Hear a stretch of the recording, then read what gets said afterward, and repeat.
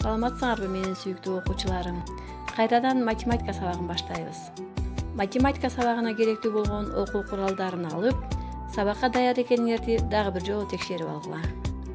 Биз мурунку телесабакта 1 жана 2 кошуунун жадыбалы жөнүндө таанышканбыз.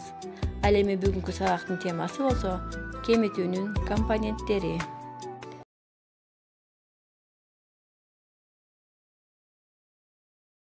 Бүгүнкү сабакта кемитүүнүн компоненттери менен таанышасыңар.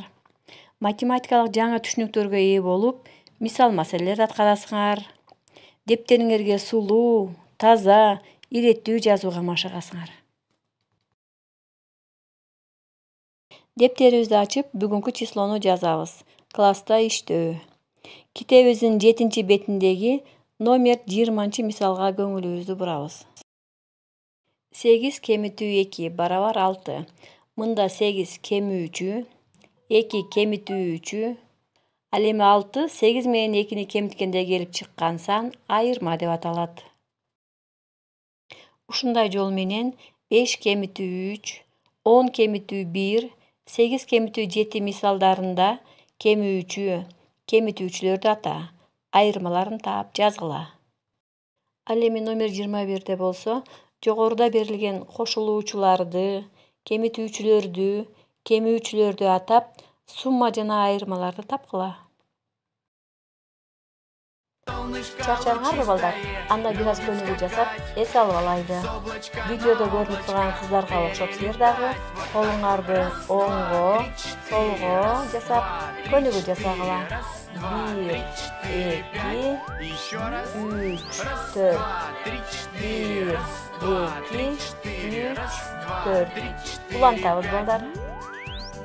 Все разрабатываем руки. Нету места больше скуки. Все разрабатываем плечи, чтоб в походах было легче. Все разрабатываем ноги, чтоб не уставать в дороге. Кайрадан сабагыбызды улантабыз балдар. Эми номер 22-ге көңүл буралы. Бизге маселе берилген. Биз бала бакча үчүн оюнчуктарды 10 коён жана 5 жөжө жасадык. Биз баардыгы болуп канча оюнчук жасадык? Кандай жол менен чыгарабыз балдар? Баардыгы биригип канча оюнчук жасадык? Маселени окуп түшүнүп, кыскача шартын жазып, чыгарып жоолмага жөнөтүүнү унутпагыла. Эми кемитүү менен чыгарылгандай кылып суроо коюп көргүлөчү балдар. Кандай суроо берсек кемитүү амалы аткарылат? Канча коёнго ашыкча жасадык десек, кемитүү амалы аткарылат, балдар? 23-те болсо, бизге 6 сантиметр кесинди сызгыла деген.